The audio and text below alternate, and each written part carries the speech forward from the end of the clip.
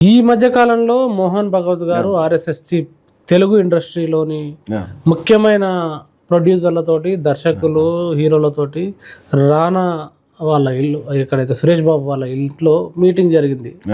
దాని తర్వాత జరిగిన వార్త మీరు చూసి ఉంటారు.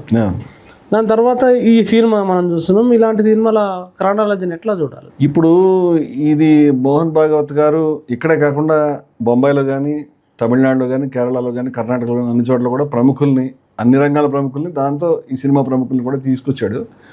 సినిమా ఇండస్ట్రీస్ ఇప్పుడు ఎక్కడి నుంచి ఎక్కడ దాకా పోయింది అనేది మనం గతంలో వరుసగా మనకి శంకర్ సలీం సైమన్, లేకపోతే అమర్ అక్బర్, ఆంథోనీ, ఇలా 3 మతాల నాయకులు ఉండడం, వాళ్ళంతా కలిసి ఒకటే అని చాటుకోవడం. ఇప్పుడు బాలకృష్ణ గారు ఎన్టీ రామారావు స్వయంగా నిర్మించిన, ప్రొడ్యూస్ చేసిన సినిమా ఒకటి, హరికృష్ణ బాలకృష్ణ ఇద్దరు యాక్ట్ చేశారు, రామ్ రహీమ్ అని, బ్లాక్ అండ్ వైట్ మూవీ. దాంట్లో ఈయన రామ్, ఆయన రహీమ్, వాళ్ళిద్దరు తర్వాత అన్నదమ్ములను తేలుతుంది చివరికి. ఇట్లాగా వాళ్ళిద్దరూ పాటలు పాడడం చేయడం. రామారావు గారు స్వయంగా ముస్లిం క్యారెక్టర్ వేసిన సినిమాలు ఉన్నాయి, అమితాబ్ బచ్చన్ ముస్లిం క్యారెక్టర్ వేసినటువంటి సినిమాలు ఉన్నాయి హీరోగా. అదేవిధంగా ఆయనకి ఎవరైనా కాలిస్తే దీవార్ సినిమాలో బెళ్ళ 786 వాళ్ళకి ముఖ్యమైన, దానివల్ల ఆయనకి బుల్లెట్లు తప్పుకుంటూ ఉంటాడు. ఆ బెళ్ళ పడిపోయినప్పుడు ఆయన చచ్చిపోతాడు. అంటే అలాగే కూలీ సినిమాలో దేంటోనో అసలు ఆయనకి ఏదో యాక్సిడెంట్ ఏదో జరిగినప్పుడు, అంటే షూటింగ్లో కూడా జరిగింది, ఆయనకి ఏదో ఆపద వస్తే దానికి ఈవెన్ మక్కా మస్జిద్ని లేకపోతే దానికి సంబంధించిన ప్లేయర్స్ని కూడా చూపించే సీన్స్ ఉంటాయి. అంటే అవన్నీ మామూలుగా పెట్టుకునేవారండి. అంటే అన్ని మతాల ప్రజలు సమానము అని కాకుండా ఈ మతం గొప్పది, ఆ మతం తక్కువ అనే విధానమే లేదు. మొఘలాజం సినిమా దాన్ని మొత్తం దేశ ప్రజలంతా ఉర్రూతలూగుతూ ఆదరించారు. దాంట్లో ఈ మొఘలాజం తీసిన ఇలా అడిగినాడు ఎవడు లేడు. ఇవాళ పబ్లిక్ మైండ్ని మతోన్మాద శక్తులు సక్సెస్ఫుల్గా పాలరైజ్ చేయటం వల్ల ఇటువంటి సినిమాలను మనం ఎక్స్పెక్ట్ చేయగలుగుతాం. అవసరం ఉన్నా లేకపోయినా మెల్లగా మన 90s మొదలైంది. అవసరం ఉన్నా లేకపోయినా ముస్లింలని, పాకిస్తాన్ అంటేనే మనకి ఎవరో అన్నారు, పాకిస్తాన్ లేకపోతే మనం దేశభక్తిని ప్రూవ్ చేసుకోవడానికి ఏముండేది మనం తిరిగితే దేశభక్తులు అంటే ఉద్దేశంలో.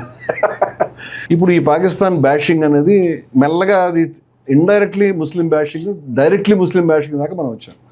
ఇప్పుడు వీళ్ళకి ఈ పరిస్థితి తెచ్చారంటే, ఇప్పుడు పవన్ కళ్యాణ్ గురించి మనం మాట్లాడుకుంటాం కానీ, ఒక మినిస్టర్ గారు మన ఇంటర్వ్యూలో మనం మాట్లాడుకున్నాం కదా, అస్సాంకి సంబంధించినటువంటి చీఫ్ మినిస్టర్ గారు డైరెక్ట్గా ముస్లిం షూట్ చేస్తున్నటువంటి వీడియో, ముస్లిం షూట్ చేసింది మనం మాట్లాడుకున్నాం కదా లాస్ట్ ఇంటర్వ్యూలో. ముస్లిం డైరెక్ట్గా షూట్ చేయడం, దాన్ని బీజేపీ పార్టీ వాళ్ళు స్వయంగా రిలీజ్ చేయడం చేశారు. ఏదో ఆయన పట్టుకుని షూట్ చేయడం, దానికి ఏదో పర్ఫెక్ట్ షాట్ అని ఏదో బట్టి చేశారు. అబ్జెక్షన్స్ వస్తే దాన్ని డిలీట్ చేశారు. అంటే వీళ్ళు ఎంత నీచానికైనా దిగజారుతున్నారు.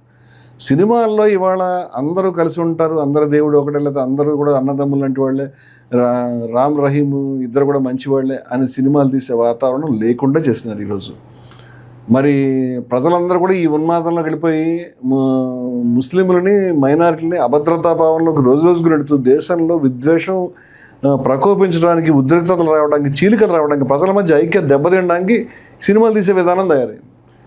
మరి ఇందిరాగాంధీ గారు డైరెక్ట్గా పాకిస్తాన్ని లిటరల్గా చీల్చినట్లు లెక్క బంగ్లాదేశ్ని ఏర్పాటు చేయడంలో. ఆవిడ ఆ టైంలో కొంతమంది అన్నారండి, 1000 ఏళ్ల తర్వాత హిందువుల విజయం మీరు చెప్పండి అని. చిచ్చి అని చెప్పింది ఆవిడ. నేను చెప్పనని చెప్పింది. మన ప్రధానమంత్రి మోడీలో కాకుండా ఆ టైంలో డైరెక్ట్గా అమెరికాకి సంబంధించినటువంటి 7th ఫ్లీట్ బంగాళాఖాతంలో తీసుకొస్తే ఏ లెక్క లేకుండా ఆవిడ 1,00,000 మంది పాకిస్తానీ సైనికుల్ని ఆవిడ బందీలుగా పట్టుకోగలిగింది. అదే కాకుండా దీన్ని మతోన్మాద కోణంలో ప్రొజెక్ట్ చేయకుండా, వీడు గుస్కే మారి కానీ ఇవన్నీ చెప్తున్నాడు కదా, అవన్నీ ఎప్పటి నుంచి ఉన్నవి.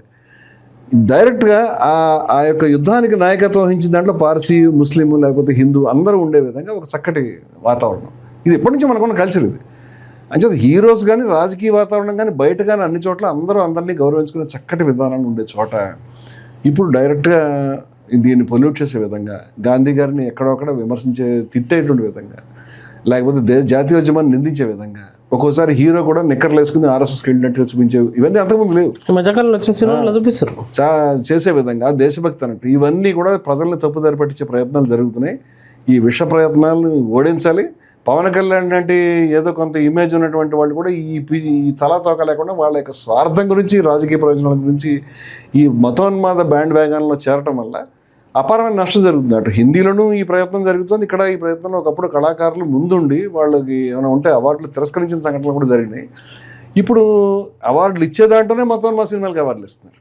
గద్దర్ గారు పేరు పెట్టినా మతోన్మాద సినిమాలు గబుకుని మన వాళ్ళు కూడా ఇక్కడ ఉన్నది బీజేపీ ప్రభుత్వం కాకపోయినా ప్రమోట్ చేస్తారు. కేంద్రంలో కూడా మతోన్మాద సినిమాలకి ఆ సినిమా ఎంత వివాదం ఉన్నా ప్రైమ్ మినిస్టర్లే చూడండి అని చెప్తున్నారు. అది కాశ్మీర్ ఫైల్స్ లేకపోతే కేరళ ఫైల్స్ వాటిని ప్రమోట్ చేస్తున్నారు, ఇచ్చుకుంటూ వస్తున్నారు. ఈ విధంగా మతోన్మాద కాలుష్యం అన్ని రంగాలను ఆక్రమించినట్టు సినిమా రంగాన్ని ఆక్రమించడం వల్ల ప్రమాదం ఏమిటంటే సినిమా రంగం ప్రభావితం చేస్తుంది కాబట్టి ఆల్రెడీ దాన్ని మిగతా రంగాల్లో జరిగింది ఏదైనా 1000 మంది అంటే సినిమా రంగం కోట్ల మందిని ఒకేసారి ఇన్ఫ్లుయెన్స్ చేయగలరు.